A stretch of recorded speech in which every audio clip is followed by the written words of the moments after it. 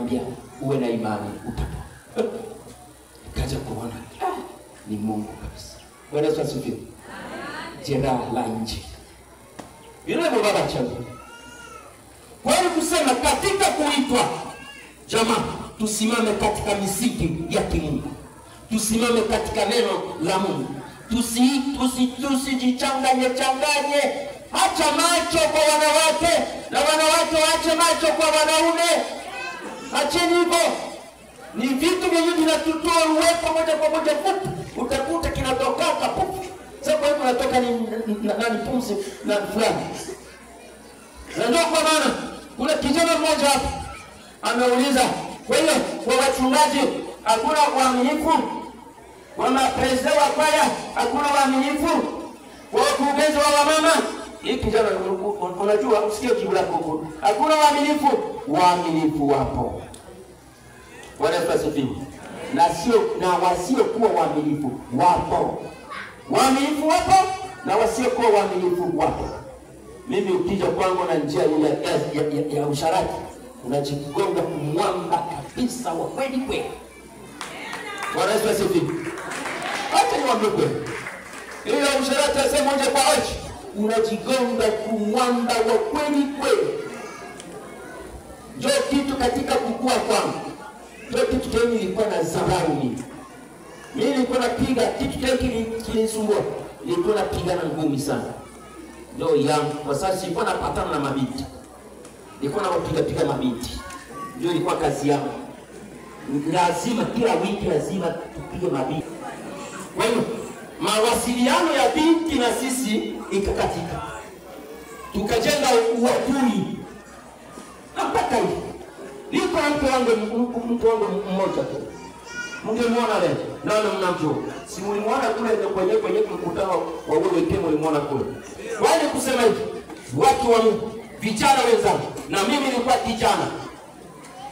Funga mkanda pamoja na Yesu. Funga mkanda pamoja na Yesu. Utaona uzuri wa Mungu. Inashimana nini ukikada maangalia Mungu kweli basi. Wewe nawaambia kweli. Hii kazi yako sinapewa na Mungu. Ni Mungu. Atuko wapi? Tabia za Tomaso. Tabia ya kusema maneno kwa uwazi. Tomaso tabia zake alikuwa na tabia ya kusema maneno kwa uwazi. Hakuwa na ya kuficha. Alionyesha ujasiri pamoja na utiifu wa Bwana wake. Yeye alikuwa mtiifu na alikuwa anasema maneno kwa uwazi, sio kuficha, si vya kuteta. Ukiingia katika matetano unaongeza dhambi juu ya dhambi. Alijitoa kwenda pamoja na Yesu, ijapokuwa alitazamia Bwana wake atauawa. Ile wakati Yesu ametoka aende kwa Lazaro, yeye alikuwa anatumaini aseme kule wataenda Mungu au vitu. Atakufa tu. Bule mashaka ulikuwa unajenga ndani yake. Aliwashauri wenzake kwenda pamoja naye. Tunazoea kusema kuwa alikuwa mtu wa mashaka. Hakuwa najua kuwa Yesu ndiyo njia ya kweli na uzima. Alikuwa anasema maneno bila kuficha.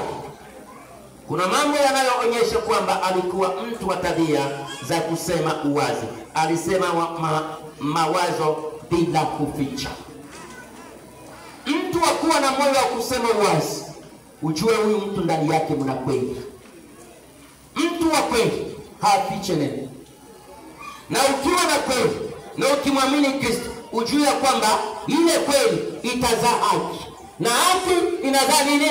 Uaminifu. Mungu tayari amejengeka. Maneno haya matatu ambayo yanayofanya Mkristo ajengeke kiimani, kweli, haki na uaminifu. Amen. Bwana Yesu asifiwe sana. Ukipata kuvikamata hivi vitu ni mkubwa na mdogo. Ukikamata kimoja, unakamata vile vingine viwili. Ukishinda na kimoja, vyote vinapokonywa.